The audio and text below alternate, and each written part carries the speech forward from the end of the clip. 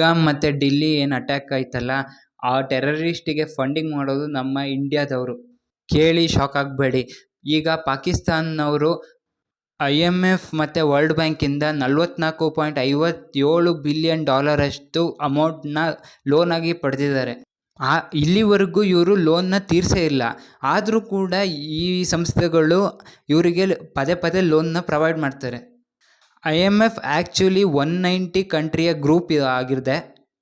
ಆ IMFಲ್ಲಿ ಕಂಟ್ರಿಗಳು ಎಲ್ಲ ಬಂದು ಅವರ ಇಚ್ಛೆಯ ಪ್ರಕಾರ ಅಮೌಂಟ್ನ ಡೊನೇಟ್ ಮಾಡಿ ಲೋನ್ ಆಗಿ ಪ್ರೊವೈಡ್ ಮಾಡ್ತಾರೆ.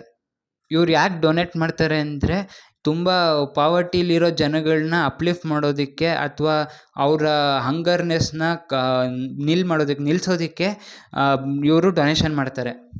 ಅದರಲ್ಲಿ ಇಂಡಿಯಾ ಟಾಪ್ 10 ಬರುತ್ತೆ. IMFಗೆ ಇಂಡಿಯಾ ಅಧಿಕವಾದ ದುಡ್ಡನ್ನ ಕೊಡುತ್ತೆ. ಇಂಥ ಜನಗಳಿಗೆ ಅಥವಾ ಇಂಥ ಪೂರ್ ಕಂಟ್ರಿಗಳಿಗೆ ಡೊನೇಷನ್ ಕೊಟ್ಟು ಅಲ್ಲಿನ ಪೀಪಲ್ನ ಅಪ್ಲಿಫ್ಟ್ ಮಾಡೋದಕ್ಕೆ ಇಂಡಿಯಾ ತುಂಬಾ ದುಡ್ಡನ್ನ IMF ಅವರಿಗೆ ಪ್ರೊವೈಡ್ ಮಾಡುತ್ತೆ.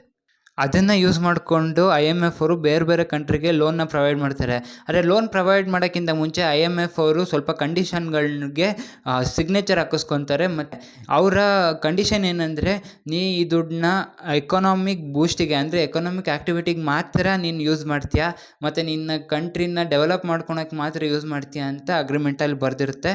ಅಗ್ರಿಮೆಂಟ್ ಅಗ್ರಿ ಆದರೆ ಮಾತ್ರ ಇವರಿಗೆ ದುಡ್ಡು ಸಿಗುತ್ತೆ. ಇವಾಗ ಕೇಳಿ, ಪಾಕಿಸ್ತಾನಲ್ಲಿರೋ ಆರ್ಮಿಗಳು ಆ ದುಡ್ಡನ್ನ ಯೂಸ್ ಮಾಡಿಕೊಂಡು ಡ್ರೋನ್ಸು, ವೆಪನ್ಸು ಅಥವಾ ಟ್ಯಾಂಕರ್ಸ್ಗಳನ್ನ ಪರ್ಚೇಸ್ ಮಾಡುತ್ತೆ ಮತ್ತು ತೋರಿಸುತ್ತೆ ಇದನ್ನು ಎಕನಾಮಿಕ್ ಡೆವಲಪ್ಮೆಂಟಿಗೋಸ್ಕರನೇ ಪರ್ಚೇಸ್ ಮಾಡೋದು, ನಮ್ಮ ಕಂಟ್ರಿನ ಸೆಕ್ಯೂರ್ ಆಗಿ ಇಟ್ಕೊಳೋದಕ್ಕೆ ಈ ಥರ ಟ್ಯಾಂಕರ್ಸ್ಗಳನ್ನ ಬೈ ಮಾಡಿದ್ದೀವಿ ಅಂತ ಹೇಳಿಬಿಟ್ಟು ಬಚಾವಾಗುತ್ತೆ. ಮತ್ತು ಆ ಲೂಪ್ ಹೋಲ್ನ ಹಿಡ್ಕೊಂಡು ಇಂಡಿಯಾ ಮೇಲೆ ಈ ಥರ ವೆಪನ್ಸ್ಗಳನ್ನ ಪರ್ಚೇಸ್ ಮಾಡಿ ಅಟ್ಯಾಕ್ ಮಾಡುತ್ತೆ.